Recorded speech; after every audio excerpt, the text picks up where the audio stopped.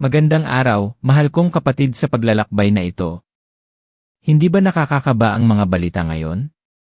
Kung ano-anong prediksyon ang naririnig natin. Ang 2030 daw ay taon ng krisis, isang pahina sa kasaysayan na parang nakasulat na. May nararamdaman ka bang kaba sa iyong puso? Yung pakiramdam na parang may malaking alon na paparating at hindi mo alam kung paano ka maghahanda. Naramdaman ko rin yan, at maraming beses na akong nagtanong, paano kung totoo nga? Paano tayo mabubuhay? Pero paano kung sabihin ko sa iyo na ang pinakamalaking pagbabanta ay hindi ang mga mangyayari sa labas, kundi ang pagdududa at takot sa loob natin? At paano kung, sa gitna ng lahat ng kaguluhan, mayroong liwanag na naghihintay na iyong matuklasan? Kung nararamdaman mo ang tawag ng pagbabago, kung handa kang harapin ang hinaharap ng may tibay ng loob at pananampalataya, naniniwala ako na dala ka ng iyong intuition dito sa ngayon. Dahil sa mga susunod na minuto, ibabahagi ko sa iyo ang isang pangitain na bumago sa aking buhay at sa buhay ng libo-libong tao na aking nakasalamuha. Hindi lang ito tungkol sa pag-survive, kundi sa pag-thrive at pagtuklas ng isang kapangyarihan sa loob mo na hindi pa nagagamit. Ipapakita ko sa iyo ang 3 sikretong amalan, 3 simple, ngunit napakalakas na gawain na magpapahanda sa iyo para sa anumang krisis. 3 gawain na, kahit anong mangyari sa labas, ay magbibigay sa iyo ng kapayapaan, kasaganaan, at kalakasan. At huwag kang mag-alala, hindi ito tungkol sa relihiyon lamang, ito ay tungkol sa mga prinsipyo ng buhay na universal, na gumagana para sa lahat. Manatili ka, dahil ang huling amalan ay ang magbibigay sa iyo ng pinakamalaking sorpresa at magbubukas ng iyong mga mata sa isang bagong pananaw. Kaya, isipin mo ito, isang araw, nasa coffee shop ako, nakikipag-usap sa isang matandang negosyante. Nakasulat sa pahayagan ang tungkol sa mga prediksyon para sa taong 2030 mga pagbabago sa ekonomiya, sa klima, sa politika. Halos manghina ako sa pag-aalala. Pero umiti lang siya sa akin, isang ngiti na puno ng kapayapaan. Sabi niya, anak, ang krisis sa 2030 o anumang krisis pa, ay nakasulat na sa kalendaryo ng mundo. Pero ang iyong kwento sa krisis na yan, hindi pa. Ang mga salitang iyon ang gumising sa akin. Naunawaan ko na may 2 uri ng krisis, ang krisis sa labas at ang krisis sa loob. Ang takot, ang pag-aalala, ang kawalan ng pag-asa ito ang tunay na kalaban. At maraming tao ang nabibiktima ng pangalawang krisis, kahit walang malaking problema sa labas. Marahil ikaw mismo ay nakakaranas ng ganito. Yung pakiramdam na parang pasan mo ang mundo, kahit wala namang nakikitang dahilan ang iba. Yung gabi-gabing pag-isip kung paano ka mabubuhay bukas. Yung pagdududa sa iyong sarili at sa iyong kakayahan. Naintindihan ko. Alam ko kung gaano kahirap ang umasa sa gitna ng kawalan ng katiyakan. Yung pakiramdam na parang naglalakad ka sa dilim at bawat hakbang ay puno ng takot. Ngunit gusto kong sabihin sa iyo, may pag-asa at may solusyon. Hindi tayo nilikha para maging biktima ng anumang krisis. Tayo ay nilikha para maging tagumpay, para maging ilaw sa gitna ng dilim, at para maging inspirasyon sa iba. Tandaan mo, ang iyong potensyal ay endless, malaki pa sa iyong iniisip. Ang iyong kalakasan ay hindi masusukat ng iyong mga problema. Ikaw ay espesyal dahil nandito ka ngayon, nakikinig sa mensaheng ito, naghahanap ng kasagutan. Ibig sabihin, ang iyong puso ay bukas para sa pagbabago, at iyan ang pinakamahalagang panimula. Kaya, narito ang sentro ng ating talakayan, ang krisis sa 2030 ay hindi isang pagtatapos, kundi isang bagong simula. Ito ay isang paalala na ang tunay na seguridad ay hindi matatagpuan sa bank account, sa posisyon sa trabaho, o sa anumang panlabas na bagay. Ang tunay na seguridad ay matatagpuan sa loob mo, sa iyong koneksyon sa banal na pinagmulan, at sa iyong kakayahang lumikha ng isang buhay na puno ng kahulugan at layunin. Kung paano mo haharapin ang mga pagsubok, iyan ang magdedetermina ng iyong kwento. Hindi ang pagdating ng pagsubok. Kung saan mo ilalagay ang iyong pananampalataya at enerhiya, doon ka lumalakas. Kung saan ka nakasentro, doon ka hindi natitinag. Maraming tao ang abala sa paghahanda ng pisikal na pagkain, tubig, at pera, na mahalaga naman talaga. Ngunit hindi nila pinaghahandaan ang kanilang espiritu, ang kanilang puso, ang kanilang isipan. At iyan ang mas mahalaga, dahil kung malakas ang iyong espiritu, malakas ang iyong isipan, malakas ang iyong puso, anumang pisikal na pagsubok ay kaya mong lampasan. Iyan ang unang susi para masimulan mong baguhin ang iyong pananaw at ang iyong buhay. Ngayon, ipapakita ko sa iyo ang 3 amalan wajib, 3 gawain na kailangan mong gawin, hindi lang para sa 2030, kundi para sa bawat araw ng iyong buhay. Ito ang mga haligi ng katatagan na magpapalakas sa iyo, magpapasaya sa iyo, at magpapayaman sa iyong buhay sa paraang hindi kayang sukatin ng pera. Ang unang amalan ay ang pagpapalalim ng iyong espiritual na ugnayan. Marahil sinasabi mo sa iyong sarili, "Naku, relihiyon na naman." Pero pakinggan mo ako sandali. Hindi ito tungkol sa relihiyon lamang. Ito ay tungkol sa koneksyon. Ikaw ay isang espiritu na may katawan, hindi isang katawan na may espiritu. Ang pinakapundasyon ng iyong pagkatao ay ang iyong espiritu. Kapag mahina ang iyong espiritu, mahina ang lahat. Kapag malakas ang iyong espiritu, lahat ng bagay ay nagiging posible. Paano mo gagawin ito? Sa pamamagitan ng panalangin, pagninilay, at pagbabasa ng mga salita ng karunungan. Hindi mo kailangan ng mahabang oras, kahit 5 minuto lang sa umaga. Isang simpleng pasasalamat sa bagong araw. Isang paghingi ng gabay. Isang pag-isip sa mga aral na nagbibigay ng pag-asa. Alalahanin ang kwento ni Aling Nena. Dati, puno siya ng takot at pag-aalala. Bawat balita tungkol sa ekonomiya ay nagpapabangon sa kanya sa gabi. Pero isang araw, nagpasya siyang subukan ang 5 minuto na panalangin at pagninilay sa umaga. Wala siyang hinihingi, nagpapasalamat lang at nagbabasa ng isang maikling talata mula sa Biblia o isang inspirasyonal na aklat. Unti-unti, napansin niya ang pagbabago. Ang mga balita ay hindi na nakakapanghina. Ang kanyang puso ay naging mas kalmado. Hindi nagbago ang mga problema, pero nagbago ang kanyang kakayahang harapin ang mga ito. Ang koneksyon niya sa kanyang lumikha ang naging angkla niya, ang pundasyon ng kanyang kapayapaan. Ito ang nagbigay sa kanya ng lakas na magpatuloy, na maghanap ng solusyon, at higit sa lahat, na maniwala na mayroong magandang plano sa kabila ng lahat. Dahil kapag nararamdaman mo ang presensya ng mas malaking kapangyarihan sa iyong buhay, ang lahat ng pagdududa ay lumiliit, at ang pananampalataya ay lumalaki. Ang iyong koneksyon sa banal ay hindi lamang nagbibigay ng kapayapaan, kundi nagbubukas din ito ng mga pintuan para sa karunungan at gabay na kailangan mo para makagawa ng matatalinong desisyon sa gitna ng anumang krisis. Ang ikalawang amalan ay ang pagsasanay ng mapagpasalamat ni puso. Maraming beses, nakatuon tayo sa mga kakulangan, sa mga problema, sa mga negatibo. Pero alam mo ba na ang pagiging mapagpasalamat ay hindi lang isang magandang pakiramdam, kundi isang makapangyarihang tuol na nagbabago sa iyong utak. Ayon sa neuroscience, kapag ikaw ay nagpapasalamat, ang iyong utak ay naglalabas ng dopamine at serotonin, mga kemikal na nagbibigay ng kaligayahan at kapayapaan. Ang pagpapasalamat ay nagpapataas ng iyong immune system, nagpapababa ng stress, at nagpapahusay sa iyong relasyon sa iba. Paano mo ito sisimulan? Simple lang. Sa bawat gabi, bago ka matulog, isulat sa isang journal ang 3 bagay na pinagpapasalamatan mo sa araw na iyon. Kahit gaano kaliit. Ang isang tasa ng kape. Ang sikat ng araw. Ang isang ngiti ng isang estranghero. Mayroon akong isang kaibigan na nagngangalang Mark.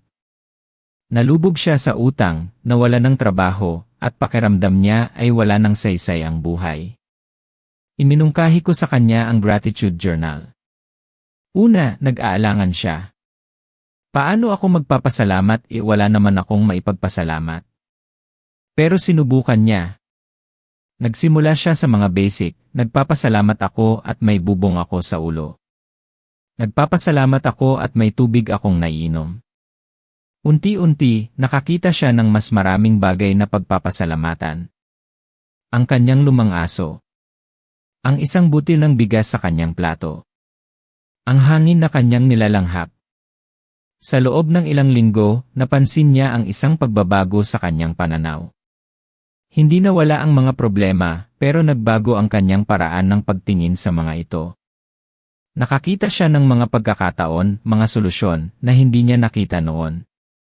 Dahil ang utak mo ay sinesyal sa kung ano ang iyong pinagtutuunan ng pansin. Kung nakatuon ka sa mga problema, problema ang makikita mo. Kung nakatuon ka sa mga biyaya, biyaya ang darating sa iyo. Ang pagpapasalamat ang susi upang magkaroon ka ng positibong mindset na hindi kayang sirain ng anumang krisis. Ito ang nagbibigay sa iyo ng kakayahang makakita ng solusyon kung saan nakikita ng iba ang pagtatapos. Bago tayo magpatuloy sa ikatlong amalan, na sa tingin ko ang pinakamakapangyarihan, gusto kong tanungin ka, ano ang pinakamalaking krisis na kinakaharap mo ngayon?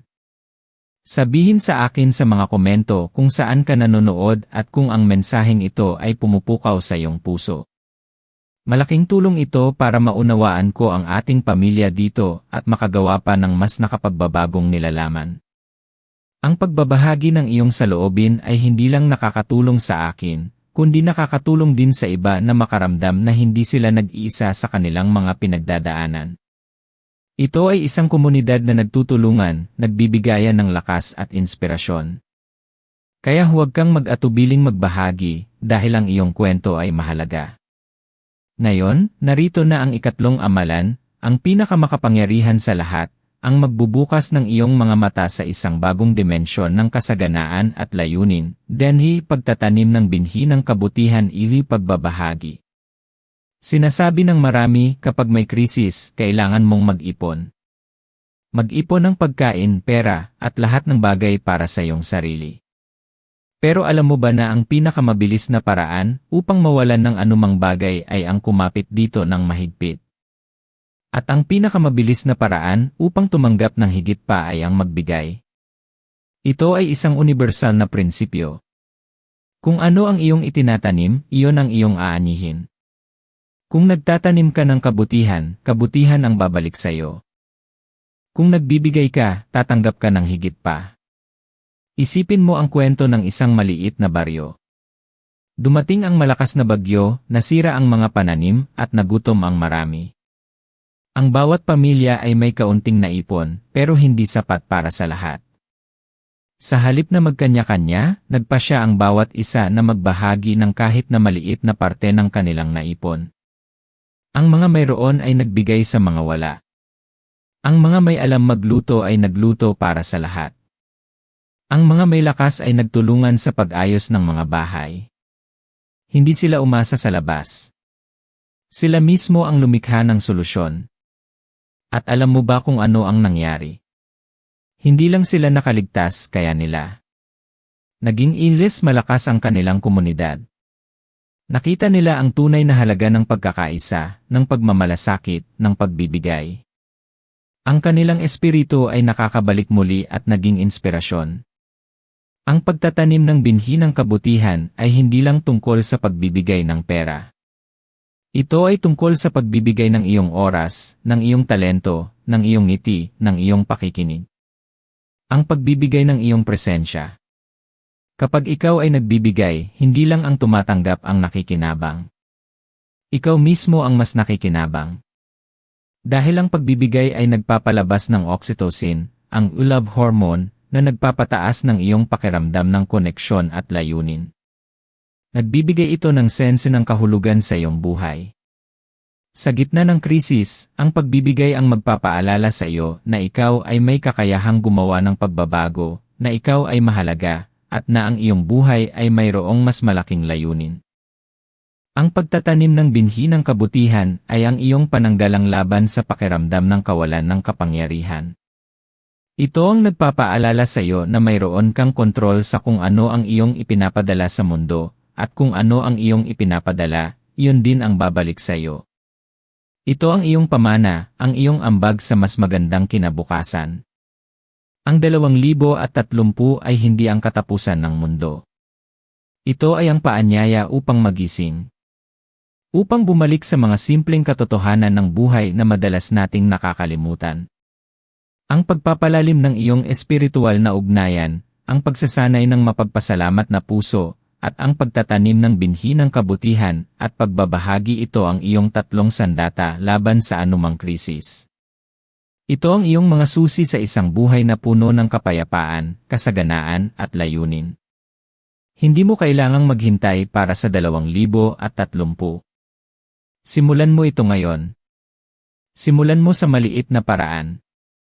Ang pinakamahalagang paglalakbay ay nagsisimula sa isang hakbang, at ang bawat hakbang ay mahalaga. Huwag kang mag-alala sa kung ano ang mangyayari sa labas. Magtuon ka sa kung ano ang nangyayari sa loob mo. Dahil ang tunay na kapangyarihan ay nasa iyo, sa iyong kakayahang lumikha ng iyong sariling katotohanan. Tandaan mo, ikaw ay nilikha para sa isang bagay na pambihira. Ang iyong kwento ay hindi pa tapos. Ang pinakamahusay na bahagi ng iyong buhay ay naghihintay pa. Ikaw ay mas malakas kaysa sa iyong iniisip, mas matalino kaysa sa iyong inaakala, at mas mahalaga kaysa sa iyong nararamdaman. Huwag mong hayaang ang takot ang magdikta ng iyong hinaharap. Piliin mo ang pananampalataya, piliin mo ang pag-asa, piliin mo ang pagmamahal. Ang paglalakbay na ito ay hindi mo kailangang lakbay ng mag-isa. Tayo ay magkasama dito, nagtutulungan, nagbibigayan ng inspirasyon. Kaya't yakapin mo ang mga amalan na ito, at panoorin kung paano magbabago ang iyong mundo. Ngayon, kung handa ka na, gusto kong samahan mo ako sa isang maikling panalangin. Mahal na Ama sa langit, Panginoon ng lahat ng nilikha, lumalapit kami sa iyo ng may buong puso. Nagpapasalamat kami sa araw na ito, sa buhay na iyong kaloob, at sa bawat pagsubok na nagpapatibay sa amin. Alam naming may mga pagkakataong nababalot kami ng takot at pag-aalala para sa hinaharap, lalo na sa mga prediksyon ng krisis na naririnig namin. Ngunit ngayon, pinipili naming ilagay ang aming tiwala sa iyo.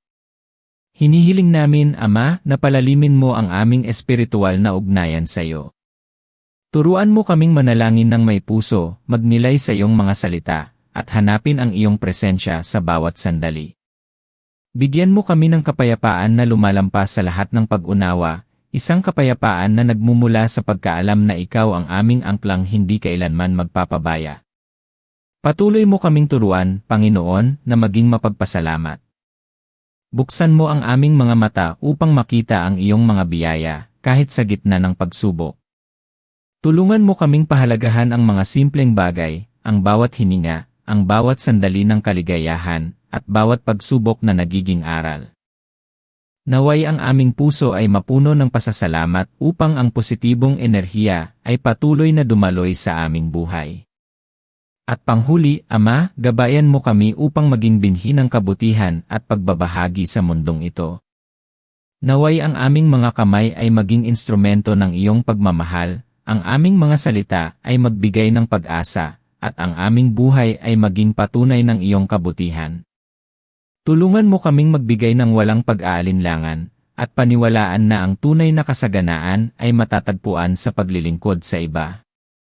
Sa gitna ng anumang krisis, naway kami ay maging matatag sa iyong kapangyarihan, puno ng pananampalataya, at umaapaw sa pag-ibig.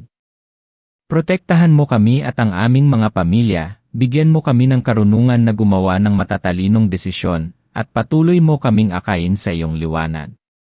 Lahat ng ito ay aming hinihiling sa matamis na pangalan ng aming Panginoong Hesus. Amen. Kung nakaramdam ka ng inspirasyon at pag-asa sa mensaheng ito, may hihingin ako sa iyo. Una, pindutin mo ang subscribe button at ang bell icon para hindi mo mapalampas ang ating mga susunod na videos. Marami pa tayong pag-uusapan tungkol sa pagbabago, pag-asa, at pagtuklas ng iyong tunay na potensyal.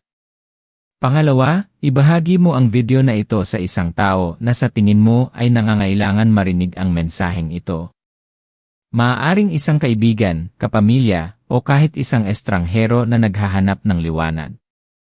At panghuli, tingnan mo ang susunod nating video dito na pinili ko para sa iyo. Maraming salamat sa iyong oras, at tandaan mo, ikaw ay pinagpala, ikaw ay mahalaga, at ang iyong hinaharap ay puno ng pag-asa. Hanggang sa muli.